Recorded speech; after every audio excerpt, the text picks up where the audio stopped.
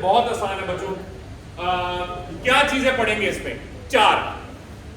सबसे पहले हम पढ़ेंगे इनइक्वालिटी या इक्विटी क्या होती है, फिर हम पढ़ेंगे इनइक्वालिटी मेजर कैसे होती है, फिर हम पढ़ेंगे इनइक्वालिटी सॉल्व कैसे होती है, फिर हम पढ़ेंगे, ये थोड़ा डिफरेंट है, कि प्राइवेटाइजेशन और नेशनलाइजेशन में क्या फर्क है और प्रोज एंड कॉन्स क्या है। अब आप पूछोगे सर प्राइवेटाइजेशन नेशनलाइजेशन जो है वो इनइक्वालिटी में क्यों है? नहीं होनी चाहिए, क्योंकि ये इन प्राइवेटाइजेशन और नेशनलाइजेशन 2023 से पहले एएस के करिकुलम में था, तो मेरे नोट्स में वो एएस में होते हैं, चैप्टर 4 में तुमने देखे होंगे, ठीक है। लेकिन फिर मैंने उनको ट्रांसफर किया था A2 के नोट्स में, तो कहीं उनके फिट नहीं हो रहे थे, तो मैंने यहाँ फिट कर दिया, ठीक है। सो बेसिकली ये मैंने एक सॉर्ट ऑफ एक जुगाड़ लगाया, ठीक है, बट वो भी बहुत आसान है। सो सबसे पहले इक्विटी क्या होती है, पहले तो इनइक्वालिटी क्या होती है। Inequality is the difference in income and wealth between the rich and the poor. Income और वेल्थ में जब लोगों की डिफरेंस आता है उसको इनइक्वालिटी कहते हैं। वेल्थ क्या होती है? वेल्थ होती है अक्यूमुलेशन ऑफ एसेट्स, सेविंग्स, ये वेल्थ है, ठीक है। इनकम क्या होती है? इनकम होती है जो अर्न कर रहे हैं आप, फ्लो होता है, ठीक है, इनकम फ्लो होती है, जबकि वेल्थ स्टॉक होती है, स्टॉक, ठीक है, अक्यूमुलेट होता है, जबकि income is obviously flowing, earning, ठीक है। सो इनइक्वालिटी होती है जब इनकम या वेल्थ आपकी अनइक्वल है, और ये इसकी बड़ी डिटेल में बाय द वे मैंने एएस के करिकुलम में इसको एक्सप्लेन किया हुआ। अब इतना ज्यादा इसके बारे में सवाल बहुत कम आते हैं A2 के अंदर, जो मैंने यहाँ पे इंक्लूड किया हुआ ना, बस उससे थोड़े बहुत रिलेटेड सवाल आते हैं, वरना बहुत वो भी MCQs में ही आते हैं, ठीक है। लेकिन ज्यादा ये हम अब शिफ्ट हो गया एएस के अंदर, एएस के अंदर इसके सवाल बहुत आते हैं, ठीक है। सो अब what is the difference between equity and efficiency? तो पहली बात, इक्विटी क्या होता है? इनइक्वालिटी तो पढ़ लिया, इक्विटी क्या होता है? इक्विटी होता है फेयरनेस, ठीक है, फेयरनेस। क्या मतलब? अमीरों से ज्यादा टैक्स लिया, गरीबों से कम टैक्स लिया, ये क्या है? इक्विटेबल, इक्विटी, फेयर, ठीक है। लेकिन गोरों पे, इब्राहिम जैसे गोरों पे ज्यादा टैक्स लगाया, मेरे जैसे कालों पे कम टैक्स लगाया, ठीक है, ये क्या है? अनफेयर। वैसे तो आमतौर पे उल्टा होता है, गोरों पे कम टैक्स लगता है, मेरे जैसे काले बेचारे ज्यादा टैक्स लगता है। चीटिंग, अल्लाह का शुक्र है मैं जैसा हूँ ठीक, मुझे कोई उसमें अपने रंग से कोई मुझे मसला नहीं है। ये तो आपने सीट सो कह रहे हैं आप, जैसे कैसे आप कह रहे हैं कालों पे ज़्यादा टैक्स लगता है सर, आप ऐसे तो आपने इक्विटी में सर वो वीडियो कैंसिल हो गई, वीडियो कैंसिल दोबारा से बनानी पड़ेगी। सो अच्छा हाँ, सो इक्विटी और एफिशिएंसी में फर्क ये है, equity is based on fairness and equity is based on opinion.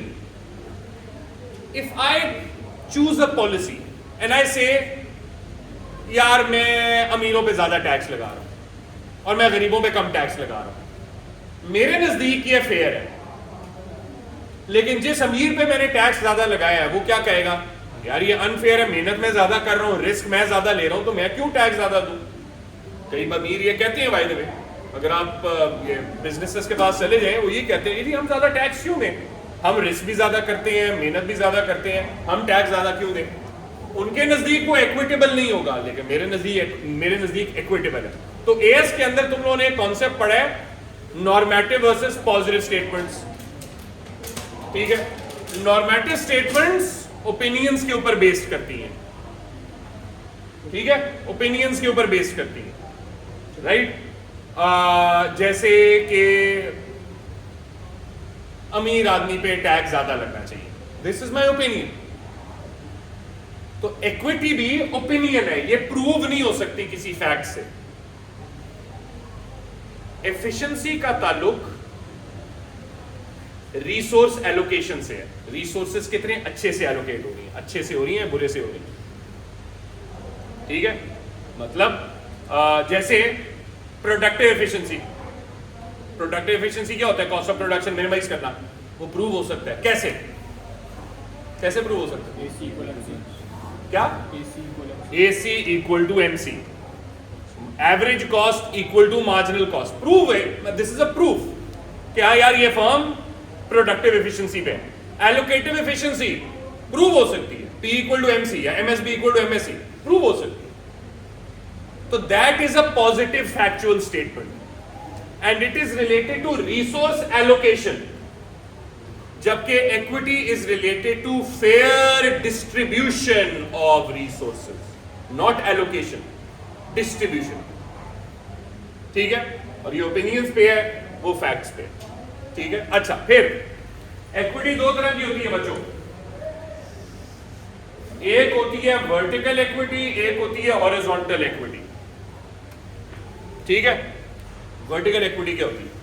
Vertical equity होती है डिफरेंट इनकम ब्रैकेट से डिफरेंट टैक्स रेट लेते हैं.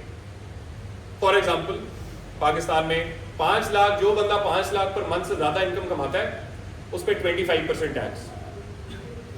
जो बंदा 2 लाख और 5 लाख के बीच इनकम कमाता है उस पर 15% टैक्स. जो बंदा 1 लाख और 2 लाख के बीच कमाता है उस पर 10% टैक्स. जो बंदा 50,000 से 1 लाख के बीच कमाता है उस पर 5% टैक्स. जो बंदा 0 से 50,000 कमाता है उस पर 0% टैक्स. ये क्या है? Vertical equity. ठीक है. तो जितना इनकम ब्रैकेट ऊपर जाता जाएगा टैक्स रेट ज्यादा होता जा रहा है. Vertical equity. हॉरिजॉन्टल इक्विटी क्या है? सेम इनकम ब्रैकेट वाले लोग सेम टैक्स रेट देंगे. सेम इनकम ब्रैकेट वाले लोग सेम टैक्स रेट दें. मसलन 2 लाख और 5 लाख के बीच जो इनकम कमा रहा है वो 15% टैक्स देगा. लेट्स सपोज ज़ैनब 4 लाख रुपए कमा रही है, अब्दुल्ला 3 लाख रुपए कमा रहा है, ये साथ 2 लाख रुपए कमा रहा है. तीनों कितना टैक्स रेट देंगे? 15%. हाँ, अब वो 15% अमाउंट में ज़ैनब का ज्यादा है. 4 लाख का 15% कितना होगा? 60,000 आई गेस. ठीक है, 60,000. जबकि इसका 2 लाख का 15% होगा 30,000. ठीक है. अमाउंट में फर्क जरूर है लेकिन परसेंटेज सेम है. ये हॉरिजॉन्टल इक्विटी. आई समझ? आसान है, एमसीक्यूज के लिए इंपॉर्टेंट है. क्लियर हो गया? कोई मसला? सर तो वर्टिकल में ज़्यादा स्पेसिफिक है और हॉरिजॉन्टल में वैसे नहीं, वर्टिकल में स्पेसिफिक नहीं है. वर्टिकल में है डिफरेंट इनकम ग्रुप्स पे डिफरेंट टैक्स है. हॉरिजॉन्टल क्या है? सेम इनकम ग्रुप पे सेम टैक्स है. बस ये है. दोनों मतलब सेम ही है एक्चुअली, दोनों सेम ही है. इट्स जस्ट दैट, लेकिन हम हॉरिजॉन्टली देख रहे हैं सेम इनकम ग्रुप के लोगों पे सेम टैक्स होना चाहिए, सेम टैक्स रेट होना चाहिए. और वर्टिकल का मतलब है हाँ, डिफरेंट इनकम ग्रुप्स पे डिफरेंट टैक्स रेट होना चाहिए, लेकिन मतलब सेम, कॉन्सेप्ट सेम. बिल्कुल. ठीक है. अच्छा जी, अब आते हैं इनकम इनइक्वालिटी मेजर कैसे होती है. एक तरीका इनकम इनइक्वालिटी मेजर करने का है जी लॉरेंस कर्व. लॉरेंस कर्व कैसे बनती है? लॉरेंस कर्व बनती है, वाई एक्सिस पे होते हैं क्यूमुलेटिव परसेंटेज ऑफ इनकम और एक्स एक्सिस पे होते हैं क्यूमुलेटिव परसेंटेज ऑफ पॉपुलेशन. क्या वाई एक्सिस पे इनकम का शेयर आ रहा है, कितना बंदा कितनी परसेंट इनकम कमा रहा है. और हॉरिजॉन्टल एक्सिस या एक्स एक्सिस पे क्या आ रहा है? पॉपुलेशन का शेयर, कि कितने परसेंट लोग हैं. ठीक है. हर एक्सिस क्विंटाइल्स में डिवाइडेड है. क्विंटाइल क्या होता है? 5 हिस्से. क्विंटाइल तुम लोगों ने नहीं पढ़ा लेकिन क्वार्टाइल तुमने पढ़ा है. याद ना, inter quartile range O levels में पढ़ी है. ठीक है. स्टैट्स भी मेरे ख्याल में S1 में पढ़ नहीं रहे तुम लोग, अभी शुरू नहीं किया वो, लेकिन स्टैट्स में पढ़ोगे तुम लोग, ये क्वार्टाइल्स वगैरह पढ़ोगे. सो क्वार्टाइल होता है कितने? 25 4 हिस्से. क्विंटाइल क्या होता है? 5 हिस्से. इसका मतलब हर एक्सिस कितने परसेंट में डिवाइडेड है? 20 40 60 80 100 20 40 60 80 100 5 हिस्सों में डिवाइडेड. ठीक है. फिर हम एक बनाते हैं लाइन ऑफ परफेक्ट इक्वालिटी. आपके लिए बना रहा हूं.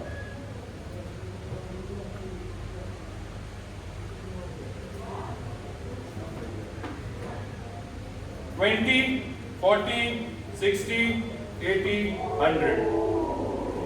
20, 40, 60, 80, 100। ठीक है जी। अब आप क्या करते हैं, लाइन ऑफ परफेक्ट इक्वालिटी बनाते हैं, 45 डिग्री लाइन।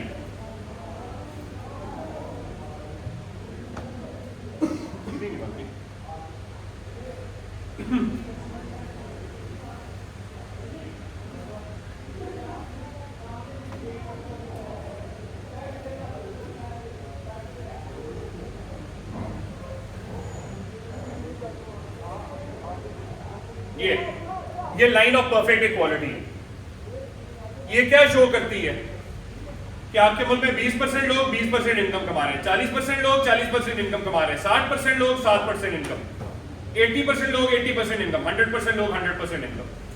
इनको हम ज्वाइन कर देते हैं जी, ये लाइनें ज्वाइन कर देते हैं।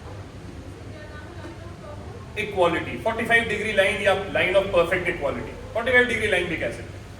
ठीक है, लाइन ऑफ परफेक्ट इक्वालिटी क्या शो कर रही है कि इनकम इनइक्वालिटी है ही नहीं कोई। इन रियलिटी में ऐसा हो सकता है? नहीं, जीरो इनकम इनइक्वालिटी तो नहीं हो सकती ना। ठीक है, कुछ ना कुछ इनइक्वालिटी होगी। ठीक है, अब हम अब लॉरेंस कर्व बनाते हैं।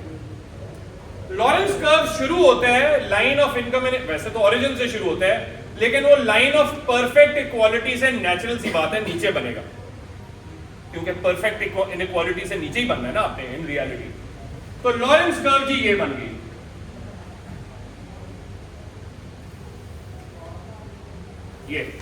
ये लॉरेंस कर्व बन गई। ठीक है, इस तरह सॉर्ट ऑफ इसको इन्वर्टेड हाइपरबोला कहते हैं बेसिकली। ठीक है, अच्छा,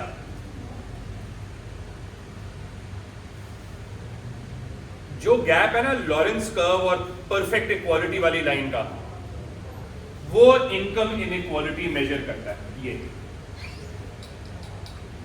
तो सपोज करो इसको मैं कहता हूं कंट्री एक्स है, एक मैं और लॉरेंस कर्व बना देता हूं, ये कंट्री वाई है। किस मुल्क में इनकम इनइक्वालिटी ज्यादा है, एक्स या वाई? X, Y, Y. क्योंकि जितना ज्यादा गैप है ना परफेक्ट इक्वालिटी का लॉरेंस कर्व से, उतनी इनकम इनइक्वालिटी ज्यादा है। तो ये हिस्सा जब ज्यादा होगा तो इनइक्वालिटी ज्यादा होगी। Remember this. ठीक है, so Lorenz curve basically graphically income inequality measure करती है। आपको प्लॉट करना नहीं आएगा बच्चों, फिक्र ना करिए, तो मैंने यहां प्लॉट भी किया हुआ है, वैल्यूज दी हुई है, ये प्लॉट करके मैंने डायग्राम बनाया, बट आपको प्लॉट करना नहीं आएगा। आपको बनाना आ सकता है, वो रफ पे बनाया आप, जिस तरह मैंने बनाया, काफी। ठीक है, और ये मेक श्योर करें कि 100 को 100 से ज्वाइन करें, ये जिस तरह मैंने यहां किया हुआ, 100 को 100 से ज्वाइन। क्यों? क्योंकि मैंने नीचे वाला एरिया भी लेबल करना है बी। अब जहन पूछेगी सर ये क्यों किया आपने, ये तो इनइक्वालिटी मेजर ही नहीं करता, तो आपने फिर ये क्यों किया? क्योंकि लॉरेंस कर्व से इनकम इनइक्वालिटी डायग्रामेटिकली मेजर होती है। मैथमेटिकली इनकम इनइक्वालिटी को मेजर करता है जिनी कोएफिशिएंट, जो एएस में भी पढ़ा है, लेकिन एएस में इसकी कैलकुलेशन नहीं पढ़ी, वो A2 के कोर्स में। क्यों? क्योंकि एएस में लॉरेंस कर्व नहीं है। तो जिनी कोएफिशिएंट का एएस में क्या चीज है, उसकी वैल्यू 0 और 1 के बीच होती है। जितनी ज्यादा वैल्यू होगी इनकम इनइक्वालिटी उतनी ज्यादा होगी।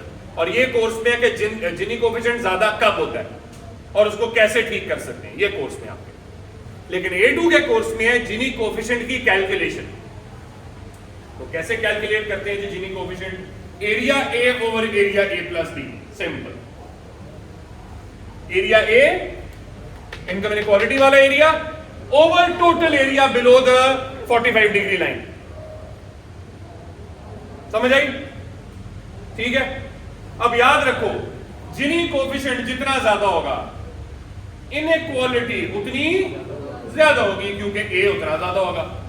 सर एरिया B के represent, area B is basically the other area besides income inequality. वो कोई स्पेसिफिक चीज रिप्रेजेंट नहीं कर रहा, मतलब this isn't showing income equality, This is just the other area besides the income inequality वाला area. That's it. Area calculate कैसे करते हैं ये आपको ऑलरेडी दिया होगा. पहली बात तो एरिया ए और एरिया बी आपको एमसीक्यू में अगर आ गया या केस स्टडी में आ गया तो ऑलरेडी दिया होगा. ठीक है, आपको कैलकुलेट नहीं करना पड़ेगा. मैथमेटिकली इसको आप वो आपने ओ लेवल्स में पढ़ा होगा area of a segment. Pi नहीं pi what theta over 360 into pi r square. ठीक है, उस तरह आप निकाल सकते हो, बट अभी वो कोर्स में नहीं है तो आप क्यों कर रहे हैं. नो नहीं समझ आई? नहीं क्या समझ नहीं? थीटा और 360 इनटू पाई आर स्क्वायर तो ये समझ नहीं है.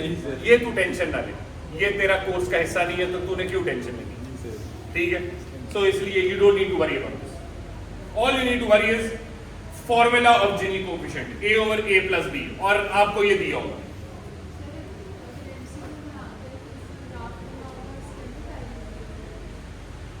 नहीं लिखा होगा एरिया ऑफ इनइक्वालिटी इतना है, total area under the 45 degree line इतना है, calculate the Gini coefficient. B की वैल्यू कम हो जाएगी बिल्कुल. हाँ हाँ, लेकिन बी कम हो जाए ओवरऑल. सुन, ये तो सेम ही है ना, ये डिनोमिनेटर तो सेम रहेगा.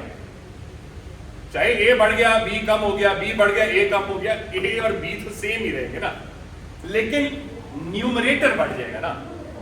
ठीक है, तो बेसिकली वो चीज राइट. ये हो गया जी आपका जीनी कोएफिशिएंट. जीनी को हाँ बाय द वे ये इसमें हमने पढ़ा है, जीनी कोएफिशिएंट 0 और 1 के बीच होता है. अगर 1 के करीब है तो इनकम इनइक्वालिटी क्या है? ज्यादा. 0 के करीब है इनकम इनइक्वालिटी कम है. डेवलप्ड कंट्रीज में वैल्यू 1 के, डेवलप्ड कंट्रीज में 1 से दूर होती है. ठीक है, और डेवलपिंग कंट्रीज में 1 के करीब होती है. Straight forward. 0.5 है तो डिपेंड करता है उस कंट्री पर, और भी चीजें फिर मैटर करती है ना. मतलब वही बात है, सेट्रेस पैरेबस है ना फिर यहाँ पे, फिर अब सिर्फ जीनी कोएफिशिएंट देख रहे हैं. लेकिन अगर 0.5 है then other things matter like जिस तरह HDI. अच्छा HDI तो पढ़े ही नहीं है तुमने अभी तक, तो आगे पढ़ेंगे. HDI भी 0 और 1 के बीच होता है. तो अब अगर पाकिस्तान जैसे मुल्क उनका HDI 0.45 0.5 के आसपास है, अब इसका मतलब है हम डेवलप्ड हैं या डेवलपिंग है या बीच में है? नहीं, हम डेवलपिंग हैं, क्योंकि और चीजें फिर मैटर करती हैं. ठीक है, तो देयर आर अदर थिंग्स जो डिटरमिन करती हैं जीनी को इनकम इनइक्वालिटी को, सिर्फ जीनी कोएफिशिएंट नहीं करती. ठीक है, अच्छा जी तीसरी चीज कुज़नेट्स कर्व. ये क्या होता है? ये वो है ना इकोनॉमिस्ट के नाम है, जिन इकोनॉमिस्ट के नामों के ऊपर ये आया उनके नाम है. वालेकुम अस्सलाम जी. Alvira Bilal please check this. ना नहीं होगा, आई एम टेलिंग यू, मैंने ऑलरेडी कर दी है. तो मुझे पता था तुम जाओगी. नहीं होगा, नहीं हो सकता. आई एम टेलिंग यू, मैंने तुम्हें बता दिए कल. मेरा बच्चा, मैंने वही कहा है ना, I have told you the reason behind it. Your evaluation, the marks given on this evaluation is more than what I would have given you. अगर मैं तुम्हारा पेपर चेक करता ना, I would have given you 1 out of 6. उसने कितने दिए? 3 दिए मेरे ख्याल में. हाँ 3 दिए. तो उसने तुम्हें एनालिसिस के थोड़े कम मार्क्स दिए 7. आई would have given you probably 8 और 9. तो वो अगर मैच करो तो सेम हो जाता है. 2 मार्क्स इससे कम करो, एनालिसिस से 2 मार्क्स ज्यादा करो, 10 ही होते.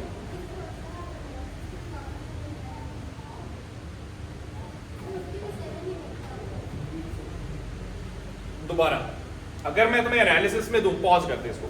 बच्चे मुझसे पूछ रहे हैं वो डायग्राम जो मोनोपोली का डायग्राम है वहां पे मार्क्स क्यों कटे हैं ज्यादा. जीनी कोएफिशिएंट के बाद हमने पढ़ना है जी कुज़नेट्स कर्व. अच्छा, अब Kuznets curve does not measure income inequality. ठीक है, कुज़नेट्स कर्व एक्चुअली मेजर करता है इनकम इनइक्वालिटी और इकोनॉमिक ग्रोथ का relationship. Well done. Gini Kuznets curve measures the relationship between Gini coefficient on the y-axis and GDP per capita on the x-axis, and these two represent income inequality and economic growth respectively. ठीक है? अच्छा, अब सुनो कैसे? बच्चों देखें, आमतौर पे क्या होता है, and this by the way this relationship अगर आप पहले दफा देखो ना तो this is a weird sort of relationship. Weird कैसे कि भाई इकोनॉमिक ग्रोथ बढ़ रही है तो इनकम इनइक्वालिटी बढ़ रही है, ठीक है, और फिर एक वक्त के बाद इकोनॉमिक ग्रोथ बढ़ेगी तो इनकम इनइक्वालिटी कम होगी. जबकि आमतौर पे लोग ये सोचते हैं कि जब इकोनॉमिक ग्रोथ होती है तो इनकम इनइक्वालिटी कम होगी, ठीक है, but this is a sort of a weird relationship. क्यों? देखो उससे भी सो लेट्स सपोज कैपिटलिज्म भी है, और उससे पहले हम बात करते हैं कि यार चलो लेट्स सपोज एक इकोनॉमी का जीडीपी पर कैपिटा बहुत लो है, हाईली अंडर डेवलप्ड कंट्री, ठीक है, इकोनॉमी इज वेरी वीक, ठीक है, तो इस इकोनॉमी को we have to sort of push, ठीक है, गवर्नमेंट ने अपनी जिम्मेदारी ली है, यार इस इकोनॉमी के हालात बहुत खराब हैं तो हमने इसको पुश करना है. कैसे पुश करेंगे? शाबाश, अमीरों को, एंटरप्रेन्योर्स को, फर्म्स को सब्सिडीज देंगे और टैक्स कट्स देंगे. एंटरप्रेन्योर्स को टैक्स कट्स देंगे, सब्सिडीज देंगे, जिससे अमीर लोग क्या होंगे? Better of, well of. हाँ, उससे आउटपुट बढ़ेगा क्योंकि उनको इंसेंटिव मिल रहा है टू प्रोड्यूस मोर, तो आउटपुट बढ़ेगा, इकोनॉमिक ग्रोथ होगी. लेकिन अमीर बेटर ऑफ हो रहे हैं जबकि गरीबों पे भी कोई इंपैक्ट नहीं है, उनको कोई फायदा नहीं हो रहा, तो इनकम इनइक्वालिटी क्या होती जाएगी? बढ़ती. गरीब उधर ही है, अमीर बेटर ऑफ हो रहे, which means Gini coefficient will rise, बढ़ता जाएगा. सो इकोनॉमिक ग्रोथ बढ़ रही है, जिनी कोएफिशिएंट, इनकम इनइक्वालिटी भी बढ़ रही है. Once an economy is able to reach its target for economic growth and target for its GDP per capita, अब जब और ग्रोथ होगी, और ग्रोथ की वजह से क्या होगा? और ग्रोथ की वजह से सरप्लस नहीं कहो, और ग्रोथ की वजह से अब गवर्नमेंट ने क्योंकि टारगेट अचीव कर लिया ना, तो अब द गवर्नमेंट वुड वांट के यार अब ऐसा करते हैं, अब हमारी प्रायोरिटीज को थोड़ा चेंज करते हैं, ठीक है, और प्रायोरिटी में अब जरा गरीबों पे थोड़ी स्पेंडिंग करते हैं सो दैट इनकम इनइक्वालिटी भी अब कम हो. क्योंकि याद रखो एक चीज, तो अभी हम मैक्रो में पढ़ेंगे difference between economic growth and economic development. एक कंट्री का पहले ऑब्जेक्टिव क्या होता है? ग्रोथ या डेवलपमेंट? ग्रोथ, क्योंकि डेवलपमेंट में टाइम लगता है, तो ग्रोथ अचीव करेंगे तो डेवलपमेंट होगी ना. Once you've achieved that target level of growth, now the government would say कि यार अब प्रायोरिटी को स्विच करते हैं, डेवलपमेंट पे जाते हैं, स्टैंडर्ड्स ऑफ लिविंग पे जाते हैं, इनकम इनइक्वालिटी पे जाते हैं, ठीक है, और इनकम इनइक्वालिटी यहाँ पे क्या होगी? कम होना शुरू हो जाएगी, ठीक है. So the Gini coefficient will keep on falling as the economy is growing. ये अच्छी चीज. हाँ सर, रेट ऑफ ग्रोथ फिर टारगेट ग्रोथ के बाद कम होना शुरू हो जाएगा. हाँ, तो यार वो छोटी नहीं है. नहीं, अच्छा तुम कह रहे हो ये और ये, मतलब नहीं कोई ऑब्वियस ही बात. अब देखो ना, कोई इतना फर्क तो नहीं है ना, ये this area is bigger, this area smaller, तो यू कैन से कि हाँ मतलब ये एरिया थोड़ा छोटा हो जाएगा, यहाँ तक हो जाएगा, तो यहाँ तक तुम कह सकते हो. So this is that area but this is the other area. Obviously rate of growth जो है वो पहले ज्यादा हो रही थी, बाद में जरा उसकी कम रेट हो जाएगी. यस, ठीक है, बट इन एरोस को इतना वैल्यू ना दो. ये एरो से मैंने बनाकर दिखाए हैं what is the relationship. Dotted line से पहले what is the relationship? Positive. Dotted line के बाद what is the relationship? Negative. बस वो, लेकिन don't go over the size of the, ठीक है, ठीक है. अच्छा, आखिरी चीज, बिकॉज नहीं, बिकॉज आई वांट के कल की क्लास में मैं ऐसे ज्यादा करना चाह रहा हूँ लेबर मार्केट्स के, क्योंकि ट्यूसडे को आपका टेस्ट है, मुझे लग रहा है जिस तरह हमजा ने कहा है मंडे को प्रॉब्लली छुट्टी हो जाएगी बिकॉज तो आपका इवेंट है, तो शायद कोई पता नहीं छुट्टी हो जाए. संडे को भी है, बाकी बात है तो फिर होगी Monday. So what are the ways to reduce income inequality? जल्दी 5 मिनट में। What are the ways to reduce income inequality? Number 1, benefits. Benefits, benefits का एक और नाम भी है, टेक्निकल नाम, क्या कहते हैं? Transfer payments. ये एएस में पढ़ा है, ट्रांसफर पेमेंट्स। अभी हम बेनिफिट्स का नाम दे रहे हैं। और बेनिफिट्स 2 तरह के होते हैं, universal benefits and means tested benefits. Means tested benefits क्या होते हैं? जो सिर्फ उन लोगों को मिलते हैं जो एक सर्टेन इनकम लेवल से कम कमा रहे हैं, जो एक सर्टेन इनकम लेवल से कम कमा रहे हैं। जैसे जो लोग अनएम्प्लॉयड हैं उनको अनएम्प्लॉयमेंट बेनिफिट्स मिलते हैं, जो गरीब हैं वो पॉवर्टी सपोर्ट बेनिफिट्स मिलते हैं उनको। ठीक है, ये 2 examples, unemployment benefits and poverty support, ये एग्जांपल्स हैं मींस टेस्टेड बेनिफिट्स की। कि एक सर्टेन इनकम लेवल से जो कम है बेचारे गरीबों को मिल रहे हैं सिर्फ। ठीक है, लेकिन यूनिवर्सल बेनिफिट सबको मिल सकते हैं। उसका ताल्लुक इनकम से नहीं, उसका ताल्लुक है आप पॉपुलेशन की कौन सी डेमोग्राफिक्स में आते हैं। पॉपुलेशन की डेमोग्राफिक्स का क्या मतलब है? कैरेक्टरिस्टिक्स। फॉर एग्जांपल, अगर आप न्यू पेरेंट्स हैं तो आपको क्या मिलेंगे? Child support benefits. अगर आप रिटायर्ड हैं तो आपको पेंशन मिलेगी। ठीक है, ये 2 एग्जांपल्स हैं। इसका ताल्लुक इनकम से नहीं है, इसका ताल्लुक है आपकी एज या आपके टाइप ऑफ डेमोग्राफी से।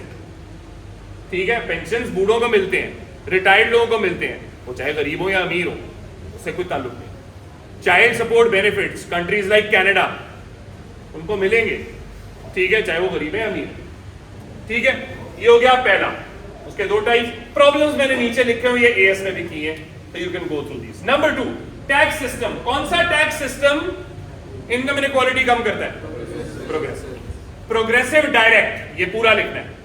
प्रोग्रेसिव टाइप ऑफ सिस्टम है और डायरेक्ट टाइप ऑफ टैक्स है। So progressive direct tax income redistribution बेहतर करेगा। ठीक है, उसके आगे प्रोज एंड कॉन्स आप लिख सकते हैं। Other policies, government self provision करे। डायरेक्ट प्रोविजन, डायरेक्ट प्रोविजन क्या होता है जल्दी बताओ? मेरिट गुड्स, एजुकेशन फ्री में प्रोवाइड करे, हॉस्पिटल्स फ्री में प्रोवाइड करे। ठीक है, शाबाश, अच्छा पढ़ा तो। इसके अलावा इन्फ्लेशन कम करें, खास तौर पे फूड इन्फ्लेशन। क्यों फूड इन्फ्लेशन की बात क्यों कर रहा हूं? क्योंकि वो गरीब लोग सबसे ज्यादा उस पर खर्चा करते हैं और उनकी नेसेसिटी है। तो इस वजह से उनकी कॉस्ट ऑफ लिविंग को इंप्रूव करने के लिए, क्योंकि सबसे ज्यादा फूड का इन्फ्लेशन गरीब को पिंच करती है, तो फूड इन्फ्लेशन कम करें। Negative income tax. Negative income tax क्या होता है? शाबाश, अगर आप एक सर्टेन इनकम लेवल से कम कमा रहे हैं तो आप गवर्नमेंट को टैक्स नहीं देंगे, गवर्नमेंट आपको टैक्स देगी। इट्स लाइक बेनिफिट्स, लेकिन ये टैक्स सिस्टम में आता है। आप कैसे हो सर, ये तो वही नहीं है वो जो हमने बेनिफिट्स पढ़े, उसी तरह, लेकिन टैक्स सिस्टम में आता है ये। और चौथी चीज, यूबीआई, यूनिवर्सल बेसिक इनकम। ठीक है, कंट्रीज लाइक कनाडा ये देते हैं, ऑस्ट्रेलिया देते हैं। ठीक है, मलेशिया में भी आई थिंक ये है। ये क्या है बेसिकली? Universal basic income. हर बंदे को, चाहे वो अमीर है चाहे वो गरीब है, हर बंदे को गवर्नमेंट अनाउंस करती है हर साल एक certain amount of rupees, dollars मिलेंगे। फॉर एग्जांपल पाकिस्तान अनाउंस करता है, पाकिस्तानी गवर्नमेंट अनाउंस करता है 31 दिसंबर को हर बंदे को 1 लाख रुपए मिलेगा, चाहे वो अमीर है गरीब है। अब उससे प्रॉब्लम्स हो सकती है, जैसे इन्फ्लेशन। वेरी गुड, कौन सी इन्फ्लेशन? 2 तरह की इन्फ्लेशन होती है, ये भी बता दें। डिमांड साइड इन्फ्लेशन, क्योंकि एग्रीगेट डिमांड बढ़ेगी ना, लोग खर्चा करेंगे, डिमांड पुल इन्फ्लेशन। और दूसरा है नहीं, एक और मसला है, जब आपको घर बैठे बैठे पैसे मिलेंगे तो क्या मसला है? Disincentive to work. ठीक है, लोग घर बैठ के खाना पसंद करें। ठीक है, ये मसाइल है, लेकिन फायदा ये है कि गुर्बत कम हो रही है, इनकम इनइक्वालिटी कम हो रही है। इकोनॉमी